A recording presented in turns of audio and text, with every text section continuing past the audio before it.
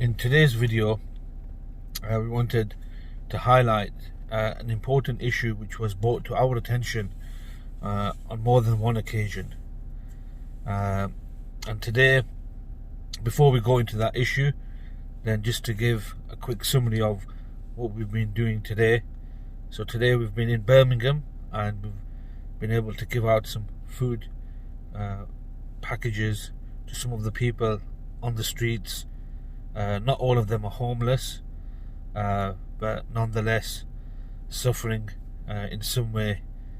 and we've been able to help them with food packages and other than this. So going back to the issue that we wanted to highlight today was it was an issue which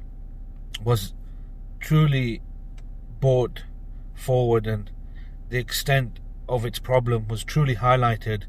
during the pandemic, and this existed pre-pandemic,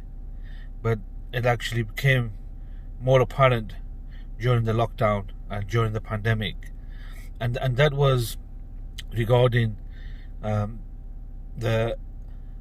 care, or the NHS care, towards the elderly patients in society. So we know that the doctors and nurses did an amazing job during the pandemic in trying to treat ill patients and sickness during difficult times for everybody. However, what we saw also was that the pressure that was being put on doctors and nurses in terms of treating the elderly and sparing up beds because of a lack of beds, or a lack of funding, a lack of doctors and nurses to take care of great numbers of patients coming in. And this is what happened during the pandemic, and a lot of elderly people were sent back to care homes, and many of them died within care homes from infections and from the virus itself, and from not having the correct treatment. And this was actually an issue which had existed pre-pandemic, but this attitude towards the elderly was made more apparent during the pandemic. And in reality, as we know, that the doctors and nurses, they do an amazing job, and they are sworn by oath to take care of every patient and to treat every life in the same way. But this problem actually exists a lot further and a lot deeper than this, and this is from government level legislations where funding has been pulled back from hospitals, and that pressure is then exerted from hospital administrations onto doctors and nurses that are trying their best to do their job. And in reality, we wanted to bring this matter to everybody's attention, for those who may need to use the hospitals and doctors for an elderly patient, and to be aware of these things that is happening. And one of these things, in a time, for example, during the pandemic, when beds and resources were limited, then doctors and nurses were being forced, or in some way there was pressure being put on them in whether treating an 87-year-old who has been treated for a month and is not responding well to medication, and that should we continue in treating this 87-year-old and spending time and resources and occupying a bed, or should we then stop and turn our efforts to a younger person and free up the bed for them? And these are the kind of decisions that from pressure from within being exerted onto doctors and nurses, who are then having to make certain decisions and withdraw some medicines maybe sooner than they would have ordinarily if they had beds available and resources available. And in reality, most people will go throughout life without being sick, considerably sick, or needing a hospital and it is when they get to an older age that most people will need hospitals or have sickness or illnesses at a level where they need to be treated at a hospital, and this is when they require treatment more than ever. And in reality,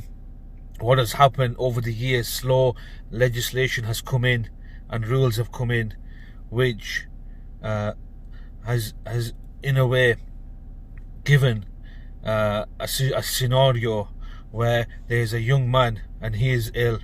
and his quality of life and his possible and an 87-year-old was lived his life, and he is ill, and between these two, if we had to choose who we're going to spend our time and money and effort on to treat, then the young person, because he has a greater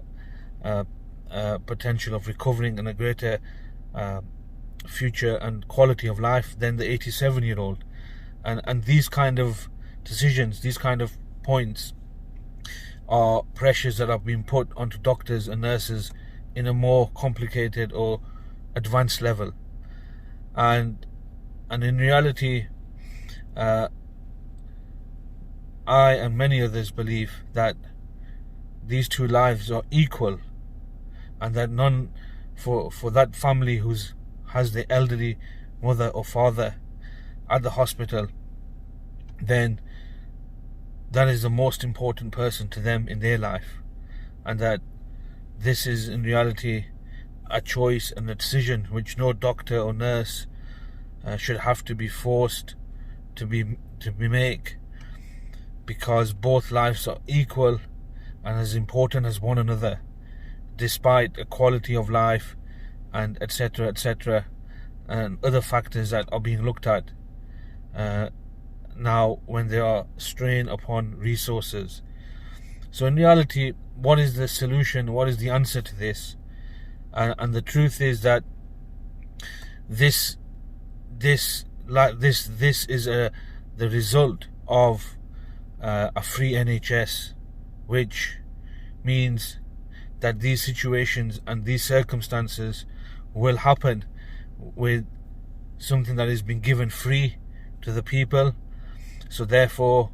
they don't get to choose and make decisions as they may want to. They have to do what is given to them. And so what the alternative is, what is the alternative? The alternative to this is people who have elderly parents and elderly relatives, and if they have been treated for an X amount of time in hospital, then they should look to alternative methods, because there's a limit to how much the NHS will continue free treatment for an elderly patient who may, as they think, not have a great quality of life left or a great amount of life left. And the alternative solution is that people look towards private medication and private care and private hospitals in order for those who are able to be aware of the situation and to understand that there are other alternatives that they can follow in these situations. So we wanted just to highlight this point, and in reality, this matter is not something